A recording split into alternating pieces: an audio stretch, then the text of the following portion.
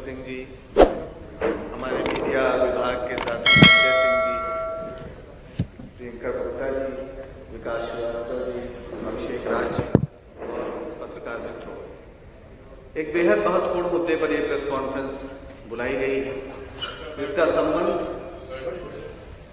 उत्तर प्रदेश के हर गांव, हर जिले, हर कस्बे, हर शहर से है। एक ऐसा मुद्दा जिस पर आमतौर पर चर्चा नहीं होती, लेकिन कांग्रेस पार्टी उन लाखों पीड़ितों की आवाज को उठाने का फैसला करके आपके बीच आई है। इस मुद्दे पर विस्तार से जानकारी के लिए मैं आमंत्रित करता हूं अपने प्रदेश अध्यक्ष श्री अजय कुमार नंदू जी। किसी से बोला? खोलने में टाइम लगेगा। ये हो गया। हेलो हेलो,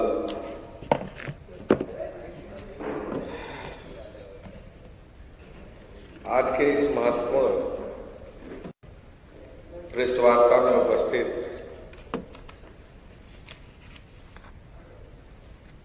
मीडिया विभाग के उपाध्यक्ष श्री पंकज श्रीवास्तव जी, प्रिंट मीडिया के संयोजक श्री अशोक जी, पूर्व विधायक आदरणीय श्री सतीश आदवानी साहब, विकास जी, अभिषेक जी, संजय जी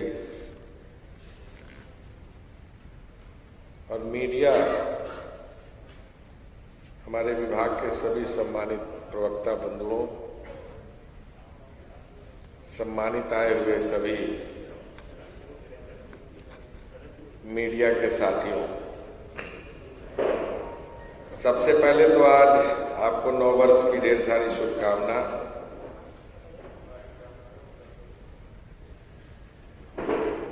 आज पूरे उत्तर प्रदेश में कांग्रेस पार्टी प्रेस वार्ता कर रही है और इसी क्रम में मैं आज आपके बीच में दो महत्वपूर्ण विषयों को लेकर आया हूं। सहारा ग्रुप, जिसमें सहारा इंडिया कंपनी में करोड़ों लोगों का पैसा जमा है आरडी और एफडी के माध्यम से। ये आरडी और एफडी, जिसमें गरीब, मजदूर, किसान, सामान्य वर्ग का व्यक्ति, मध्यम वर्गीय, रेड़ी, ठेला, पटरी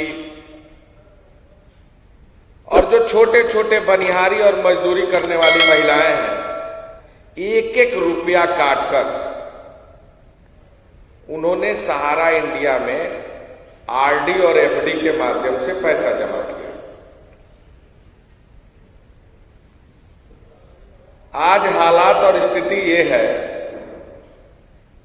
कि उनके पैसे की मियाद पूरी हो चुकी है, लेकिन रोज वो बैंकों का चक्कर लगाते हैं, संबंधित अधिकारियों के पास जाते हैं, किसी भी व्यक्ति ने जो पैसा जमा किया है उसका पैसा रिफंड नहीं किया जा रहा है। बड़े पैमाने पर लोग हताश और निराश हैं।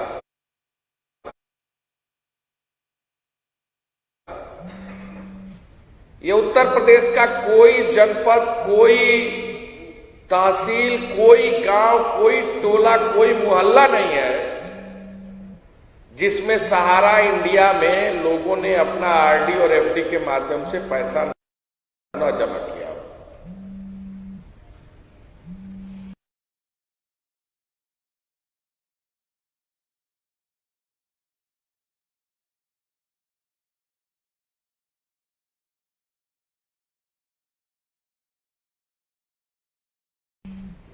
जब हमने विधानसभा में यह सवाल उठाया और सरकार से जानने की कोशिश की कि उत्तर प्रदेश में कितने लोगों का पैसा आरडी और एफडी के माध्यम से सहारा इंडिया में जमा है और उस पर क्या कार्रवाई हो रही है, लोग मारे मारे फिर रहे हैं, कंपनियों में जाते हैं, बैंकों में जाते हैं, शाखाओं में जाते हैं, आखिर उनका पैसा रिफंड क्यों नहीं हो रहा?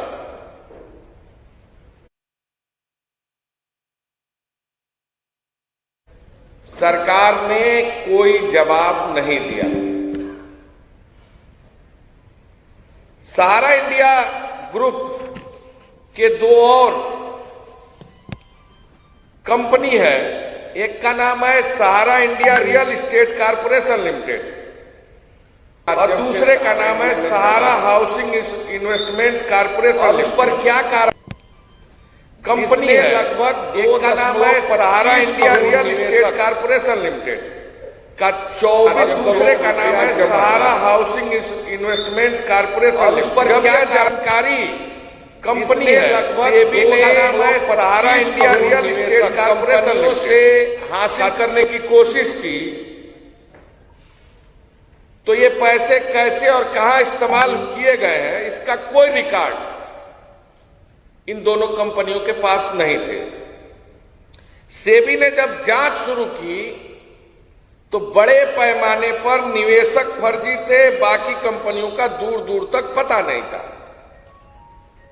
सेबी ने इस पर रोक लगाई, कार्रवाई की और साथ ही साथ सुप्रीम कोर्ट ने भी संज्ञान लिया, सुप्रीम कोर्ट ने भी कार्रवाई की, लेकिन आज तक उस पूरे मामले में कोई तह तक स्थिति नहीं पहुंच पाई।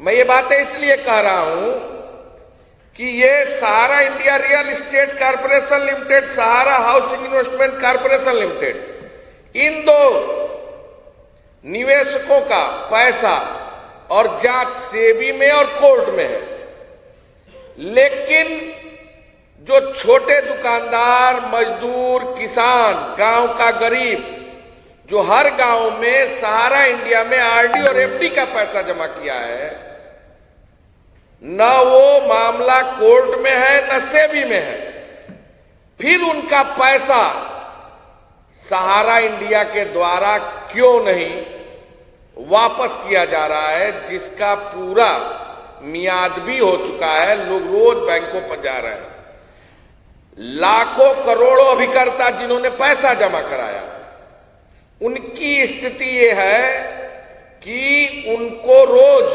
जो व्यक्ति पैसा जमा किया है वह उनसे वसूलने की कोशिश करता है कि आप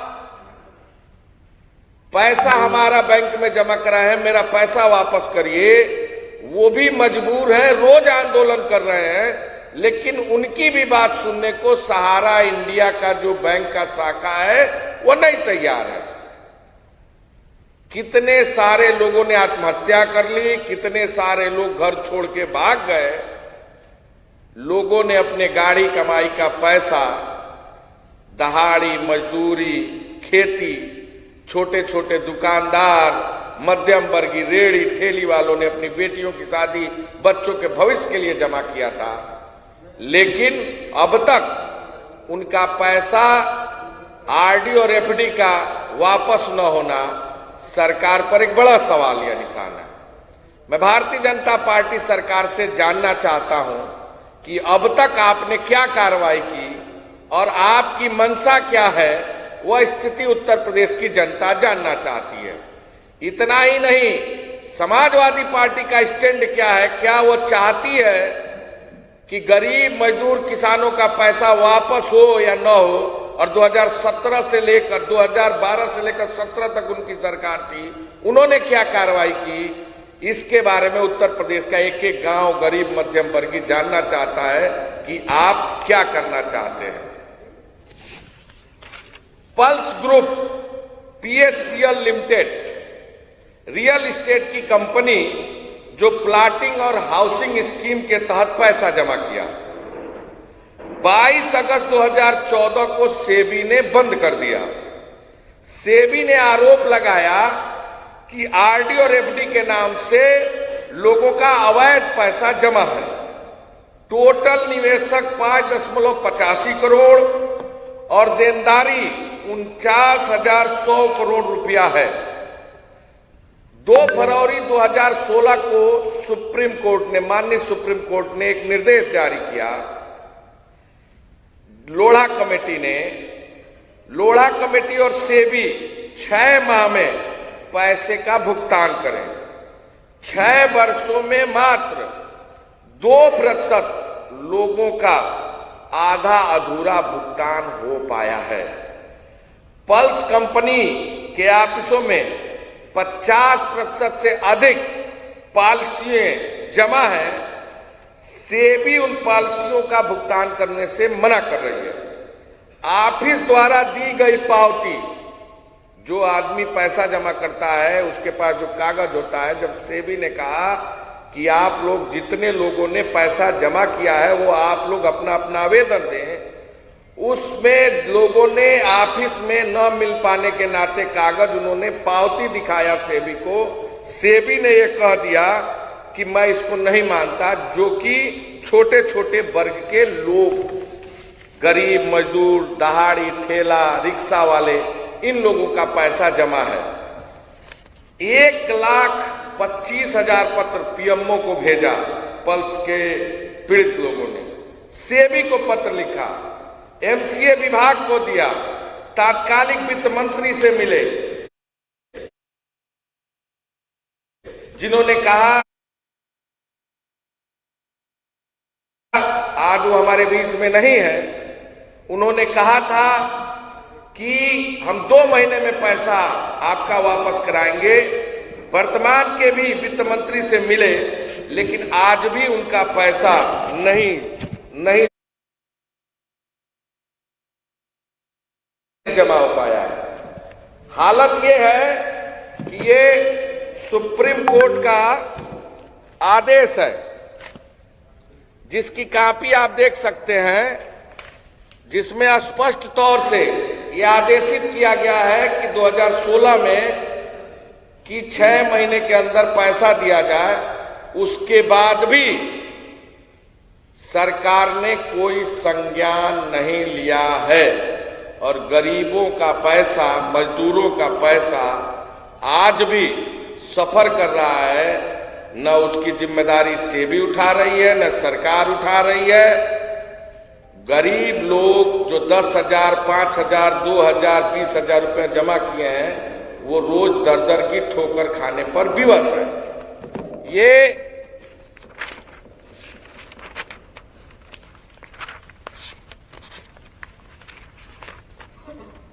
ये वित्त मंत्री जी का फोटो जो इन लोगों ने दिया था, ये जो भारतीय प्रतिपूर्ति जो है अधिकारी, उनको दिया था लोगों ने, एमसीए को दिया था, ये कागज है। और पीएमओ को जो पत्र लिखा है वो ये कागज है। यानी इतने सारे लिखा पढ़ी के बाद भी लाखों हजार करोड़ रुपए का सुध लेने वाला कोई नहीं है। मेरा भारतीय जनता पार्टी की सरकार से सवाल है कि आप रोज योजनाएं चला रहे हैं, योजनाओं के माध्यम से उत्तर प्रदेश की जनता को रोज कुछ न कुछ नए झूठ के प्रोपगंडा फैलाने में लगे हुए हैं। जिन लोगों ने सहारा इंडिया में और पर्ल में पैसा जमा किया है, उनके पैसे को दिलवाने के बारे में आपका क्या स्टैंड है? 7 साल हो गए आपकी सरकार को देश में और 5 साल उत्तर प्रदेश में। सहारा इंडिया से आखिर पैसा दिलवाने में आपको दिक्कत क्या है? कारण क्या है? उत्तर प्रदेश की जनता जानना चाहती है। और समाजवादी पार्टी से भी मेरा सवाल है कि आपका क्या स्टैंड है? उत्तर प्रदेश की जनता जानना चाहती है। कांग्रेस पार्टी इस मुद्दे को लेकर 4 तारीख को पूरे प्रदेश के जिला मुख्यालयों में धरना प्रदर्शन कराने जा रही है। अगर उसके बाद भी सहारा इंडिया और पर्ल